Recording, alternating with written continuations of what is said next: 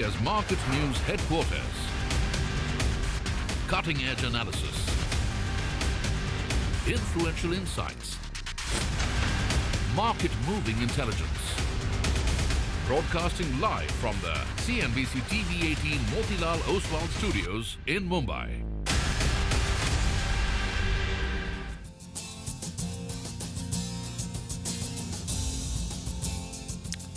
Good morning. You're with us here on a fresh new edition of Bazaar Morning Call, start of a new week. And it's an important week because of what has happened on Friday. I mean, Fridays are turning out to be sort of important. I mean, there was that 5th of August Friday when markets kind of capitulated. That seems like a distant dream now. So we're starting on a good footing. We're coming to you from the CNBC TV 18 Motilal Oswal studios. I'm Prashant, with me my colleague Surbi and Nigel. Guys, good morning. Hi, morning guys. That was a manic Monday, I thought. But anyway, I think the Fridays and the following Mondays end up being pretty eventful for markets. That's what's happening. But let's say, we're ending the month in not such a bad position, despite all the topsy-turvy and the up and down. Well, when you started off the month, everyone was wondering whether we are bracing for a sharper correction. Now we're talking about fresh all-time highs. So in a matter of a few sessions, that's how things have turned. I mean, we say that cycles are not years and months. I think they're weeks. Now they're weeks. And it's so fast, right? I mean, the change in perception and how markets take it. So let's kind of rewind the clock back and tell you and take it from where we left off on Friday. And what's important from Friday? What's important from Friday is Fed Chair Powell pretty much promising and leaving absolutely no room for doubt that rate cuts are coming. And this is, Jackson Hole's speeches, and we were talking about this last Friday as we went into that, his speech. They're rarely eventful. They're rarely market moving in that sense. But this one was. The last one, I think, was 2021. Well, his key message were twofold. He said Fed, and I quote, will not seek or welcome further cooling in labor market conditions, which means, they're not going to wait for another disaster of a jobs report to start to act. Second, he said the time has come for policy to adjust. And I think this is pretty much as clearly as they come. I mean, a message. I think he could have might as well said, well, I'm cutting rates by 25. So September meeting, markets are at 25. It's a toss-up. Some are saying 50, but more likely than not, it's at 25 basis points, the start of a rate-cutting cycle. Equities naturally responded. The S&P was up 1, Nasdaq was up 1.5, and of course, the small-cap index in the US was up over 3%. Again, I was talking about, in a reverse 180-day about-face type of reaction to what happened in early August to what happened now. Pretty large moves. I mean, for example, the Nasdaq futures crossed their 55-day moving average. They're above the psychological resistance at 19,700, which basically portends more gains as we come into this week for the U.S. The 10-year yield was down 5 basis points. We're at about 3.8, but you also had the 2 and the 5-year, which basically tested month-to-date lows. The dollar index from 103.5 a few days ago, it's back at testing.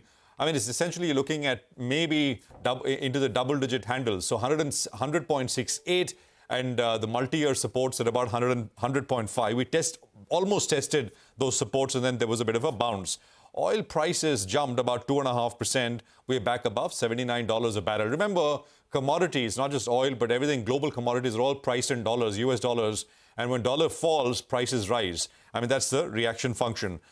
You also have a bit of news flow over the weekend in terms of U.S. elections, and this is going to gain importance as we go into the next couple of months. So it was looking like, Trump was on the back foot with Kamala Harris replacing Joe Biden as the Democrat presidential candidate. And so she was riding this big wave. She's still doing very well. They're neck to neck. It's a toss-up, basically, if you go by polls. But you basically have a very popular independent candidate, Robert F. Kennedy Jr., endorsing Trump. He basically suspended his campaign. He was polling about 4.5% of votes nationwide. And he's one of the most popular independent candidates in decades. And him throwing his weight behind Trump basically gives, puts Trump perhaps a little ahead. We'll have to wait for actual fresh polling through the course of the week to see whether that is the case or not. But it was sort of, the question is, have we seen in a way peak Kamala Harris? And, you're basically going to see a more even kind of sort of polling and coverage, etc., from here on. So just to circle back and leave it off as far as levels are concerned, it's not very different. It's a Nifty upside level. Of course, I've been saying this for about 6 or 7 trading sessions. We seemed like it was looking like we had a path through all-time highs looking clearer and clearer. So 25,078 is the all-time high. for the Nifty. Supports come in at the 40 hourly exponential, which is 24,692, and then the 20-day moving average, which is 24,544. They are, some distance away, though the hourly average is close by. Bank Nifty ended Friday with a minor cut. It was a sort of negative sort of day as well. It was a red candle, which is not very positive, but it's been the weaker of the two indices. The falling resistance line at 51,150 will be the immediate resistance. I think that should go. And above that, you're looking at the daily upper Bollinger Band, which is 51,897, 51,900, I mean, roughly. That's essentially the next sort of target. And supports here come in at the 20-day moving average, which is 50,685, and the low, which comes in at 50,333 again. I mean, these are, for the Nifty Bank, they're not very far away. The supports, they're around. But let's hope the Bank Nifty is also kind of able to bulk up a little bit and pull its weight. On your screen, the open, about 50 points. It was on Friday when you looked at these US markets and the reaction in dollar and the yields, etc. It looked like a very large start. It's not. I mean, it's a more measured start, which exactly is not a bad thing. You've been adding 30, 40 points every day for the last few sessions. Friday was quiet. So, I mean, I think that'll do. A slow and steady march upwards, I think, is perhaps better than a fast and furious rally a day or two, which then kind of starts to fizzle away. So it's a more measured 50-point gap up that you have on our hands. Surabhi. Absolutely, Prashant. I guess, it wasn't entirely new. The market was anyway penciling in a September rate cut, right? And the comments only reinforced that. There was no fresh shocker in terms of how the Fed chief is thinking. And maybe that's why you're getting a more measured start across Asia this morning. Just to reiterate the comment, to go back to the central theme, what we are really focusing on today and what markets around the world have been focusing on is the Fed chief saying, two things. He said that my confidence has grown that inflation is on a sustainable path to 2%, which was questionable in the earlier commentary, the previous policy meeting. And then he went on to say that the upside risks to inflation have diminished and the downside risks to employment have increased. And then, of course, he went on to exactly cue for a September cut. However, look at Asian screens this morning. So it's not all it's no tidal wave of green. Markets are mixed. Singapore's a little flat. Mainland China is not doing much. Hong Kong's actually started out positive. But you have Japan down. So it's a mixed picture across Asia. That's what we're getting at this point in time. But yes, building on those gains, you can safely say. Now, what's happening in the Middle East has stirred up oil prices. Remember, in the middle of the week, oil was falling to 76. That's Brent. Now we're talking about prices coming back to closer to 80. So what happened over the weekend? Some 320 rockets fired by Hezbollah onto the Israeli side, and in a preemptive strike, Israel kept on pounding with airstrikes. So basically, according to a lot of the commentators, this is the biggest escalation we've seen in the last couple of months. It's been ongoing for a while, but that's why even the oil markets are taking a little more note, because it's the size of it is increasing, and those airstrikes are happening in Lebanon. Let's not forget that. Anyway, back to our markets, the fund flow picture. Remember, the data has been skewed very heavily because of all the blocks that are happening. It's block season big time.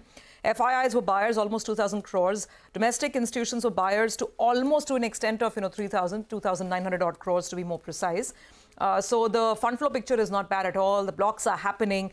Let's just recap the distance from the peak. Will the bulls prevail, and will we get that all-time high? If not today, but later this week. We're not too far away. Nifty 1% higher, the mid-cap index 1.2%, small cap also about 1.5%. And the Bank Nifty, that's the one that has to travel the most, 4.5% from its peak. A lot of index changes, by the way, both here at home and global indices. So back home, NSE has made the official announcement. BEL and Trent will come into the index, the Nifty 50 that is, and Divis and LTIMindtree will make their way out. No word on Zomato. The market's been, of course, toying with that idea of Zomato in F&O and then Zomato in Nifty, but we have to wait on it. These changes are effective the 30th of September. And FTSE has announced a whole range of changes to its indices as well, to the all-world index and then to the all-cap index as well. The changes to the all-world index are on your screen, about some 13 stocks which get added. So we'll watch out for any further excitement, any trading bounce on some of these names. But it's been sort of doing the rounds anyway in the market, so perhaps on expected lines. And then there are 48 additions to the all-cap index as well.